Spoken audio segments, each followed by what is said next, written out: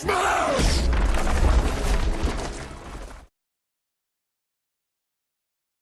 Ladies and gentlemen, welcome to Season 3 of Comics Remixed. I'm Junior Ruiz alongside my heterosexual life mate, David Sanchez. David, it's good to be back. Hey man, how's it going? Good, good. Yeah. We missed you guys. We missed you. We hope you missed us. How was your off season, man? Fast. Fast? Okay. It was fast. It was fast. You know, I will be honest, there were times where I was just like, man, I really enjoyed that relaxation, and I was in no hurry to come back. Yeah. But then as the weeks got closer, I started getting a little bit antsy. Like, you know what, this is going to be fun. I didn't miss any of you. I was very happy. I mean, I missed the My fans. free I time. didn't miss you guys. No, I didn't miss anybody in the I crew. didn't- Because you guys are like always around anyway. I was like a so hermit, I didn't get man. a chance You to weren't miss gonna anybody. find me. I didn't get a chance to miss anybody. John's here every Friday. I talk to Brian all the time. You know, so it's just like everybody's always around. I didn't get a break from you assholes. Yeah. But now we got to talk about what's going on in the comic biz. As you guys know, and for anybody new, we satire the world of comics. We like to talk about what goes in the pages, what's on TV, what's on the books. We give our own personal opinions, and we try to do some Zen moments and throw you some knowledge. So you can walk away thinking, Keyword try. man, what the hell did I just watch? And will I watch it again? Which we hope you do. Yeah. Thank you. Thank you very much for watching this one. Anyways, we're starting off since the beginning of the year up until the ending of this month of March. If you have been like looking out for the big sales on comic books, Newcadia.com, they've been having a $50,000 giveaway of just these gift cards. You enter the contest. No purchase necessary. You could, if you were a past customer, you're already in it. If you're not a customer at all, there's a link. You can send in your name, and boom, you're in the contest. And what happens is you win your little chunk of this 50 grand worth of comic book swag. It could be a gift card for $250 that you could just reuse at their online store. And we're not talking digital. We're talking about like actual books that you could grab or merch. Could be toys, collectibles. That's a pretty good deal to me, man. I've never even heard of them, but why not? I'm gonna enter. Yeah, I've never shot, man. But you know what? That's it. That takes me back, man. You remember when we used to order off of Mile High? No, I never ordered from Mile High. You didn't? East Coast Comics, baby. East Coast, there Trenton, it goes. New Jersey, East Coast. East Oh my Coast God, Comics. Mile High was the ad on the comic books. East Coast was as well. East Coast had a white page with like Oh, light blue boom. bordering. Yeah, you just took me back, man. You just took me back. You got me into that. I used to order through you. Yeah, they had hella discounts, man.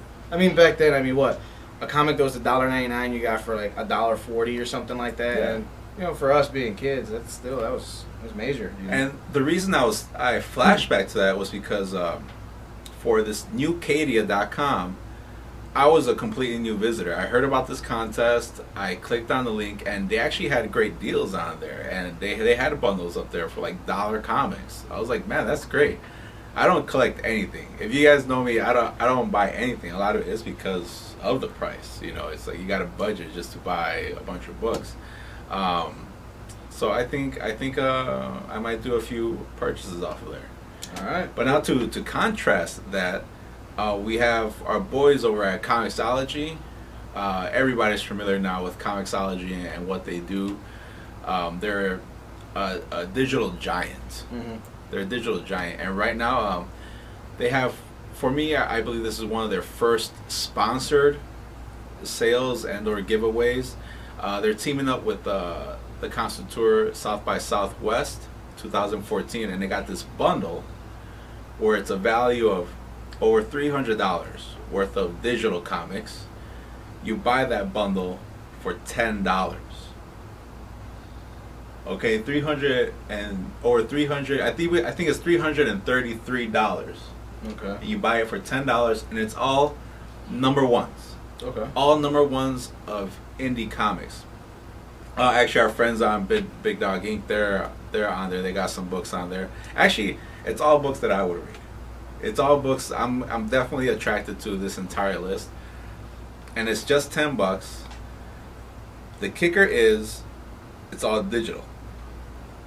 How do you feel about that? obviously it's affordable in the sense that they can they're just giving you downloads. You know, so it's not costing them for, you know, to print all these books out, shipping them to you and all this stuff. So, you know, $10 for all of that, it's a great deal. And it's a way to utilize the digital market. It's okay, you know, I want to go into a comic store and pick this up, but I don't want to pay $4 for something I'm not sure I'm gonna like. You know, I always got my tablet or whatever with me anyway. Let me go ahead and read it. I like it. Okay, I'm hoping to go into a comic store and start grabbing them from there on. You know.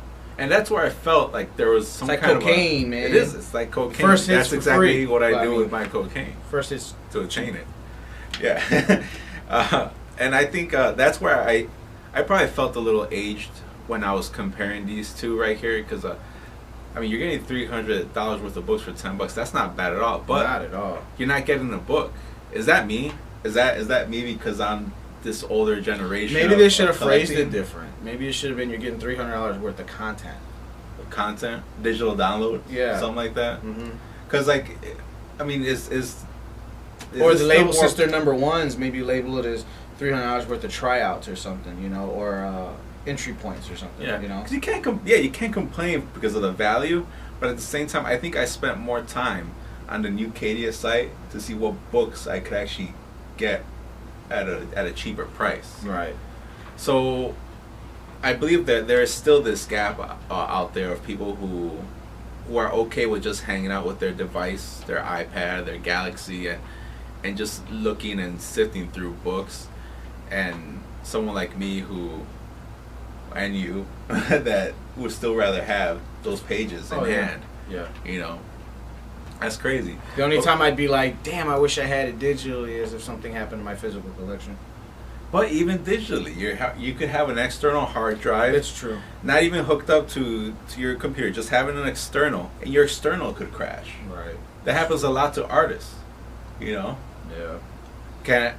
I want to know, as an artist, I use Shutterstock a lot to you know, I have work to get graphics and stuff, and they're re-downloadable.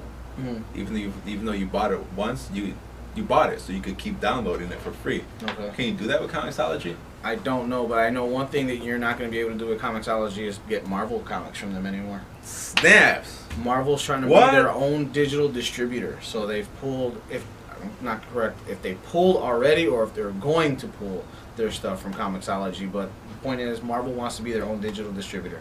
Cutting the legs off. Yup, you want a Marvel digital comic, you've got to go through Marvel. So, a lot's happening here because I, for one, I'm in a way not surprised that Marvel is doing this because they should have been doing it.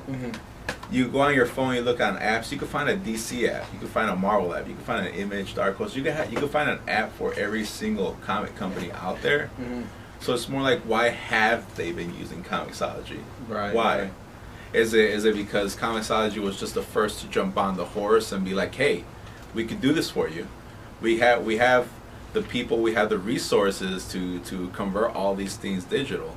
But now, as a comic book company, you have the power to properly translate these to digital. You know what I mean? Yeah. You could actually control visually how they look. You could probably redo the layout. Maybe if you buy a digital comic, the layout will be completely different from the print. It does that. And no one cares. Anyways. So let's switch gears from. Well, I just want to add just one quick just 1 point for thought. If all the powerhouses start leaving Comixology, which their main one was Marvel, right? Then, how long before DC does it, and then Comixology is just a place for indies? And you're left with Comixology versus Thrillbent. That's it. That's what happens digitally. Excuse me. The fight, man. Right. I'd like to see that. I'd like to get Mark Wade on this. Hopefully I can get an online interview. Look out for that one pretty soon. We're going to go ahead and end this segment with your wrap-up for MightyCon. Yeah, man. We had a great time. I went there with Alex Martinez. You're going to get to know him. He's one of our new co-hosts. He's in charge of the Collector's Corner segment. Collector's Corner segment, where he's going to bring the point of view as the collector on the hunt for that favorite toy. Alex also does custom action figures where he repaints them. Anyways, Alex and I went to MightyCon. We did a lot of networking there with other mom and pops out there. But when that was said and done, when the videotaping was done, we shopped. We shopped and we were just in full like happy mode, just having a great time talking to all these shops, and we were getting deals. We haggled and we got deals. So MightyCon, you would say, is a place to really go and get a good score. Yeah, actually, I'm very excited to go to my next regional convention. Okay. That's not a big deal, like a C2E2 or Wizard World, which if you guys get by now, if you guys have been going to a Wizard World lately or a C2E2 lately, it's been tough to haggle. Oh yeah. You're not getting the deals like you used to. I remember when we used to go to Wizard World and we would be able to buy long boxes for like $20 or $30 Mm-hmm. because the retailer doesn't want to take that back and lug that around, you know. Right. And those days are gone, man. And I felt like that spirit was recaptured in this small little con that was it was like in this giant shed, but it was great. I was very excited about it. I was happy about it. I was talking about it to everybody. People didn't want to go there because it wasn't too retail-y. Like the visual appeal wasn't there for them. But in the end, to walk out with that swag, it was great. They even had a video game section. They had old consoles like N64, PlayStation, and you could sit there for free and just game. Nice. And which was a great way to meet other people. Very nice. Gaming with strangers. It was great. So before we end, we want to go ahead and tell you guys about our new schedule for our fans out there who follow us constantly. Thank you. We start our weeks now on Wednesdays. Breaking the Fourth Wall is going to be what starts the week. Followed Thursday by my review videos, which I'm bringing back. Fridays you can catch Brian and I on the spinner rack. Saturdays we got Alex doing Collector's Corner. Sundays is our rotation day, so to speak, where we'll either throw you a segment of movies remixed, or we might spotlight a local shop. You know, so you got to keep in stay tuned to see what we're doing for Sundays. Sundays is always the potluck day, I guess. Yeah, and we've been meeting up with some interesting shop owners and artisans, people that do very interesting things to repurpose comics too. So we hope to keep it fresh for all of you. So stay tuned. Monday is our buy day, and for those wrestling fans out there who partake in our Monday Night Raw Facebook posts, you could actually continue those conversations on or listening to those conversations, I suppose, on Tuesday, where we end the week with John and Tony doing the Lockup Wrestling podcast. Yeah, those are usually pretty fun. We get some interesting commentary. Yeah. I'm thinking about actually joining in sometime and just troll the shit out of comic fans. Comic fans? Wrestling fans. I'm not a wrestling guy, so I think it's great whenever I get John just red in the face when I totally talk shit about wrestling. So yeah, that'll be it. Quick rundown. Said again, Wednesday, Breaking the Fourth Wall. Thursday, the reviews. Friday, the spinner rack. Saturday, Collector's Corner. Sunday is our potluck day. Monday is the buy, and Tuesday we end the week with the Lockup Wrestling podcast. All right. Yeah. So on to bigger and better things for season 3. We'll catch you guys next week, where we continue discussing some of the big comic news that's come out in the last 2 to 3 months since we've been off. All right. Take it easy, people. See you next week.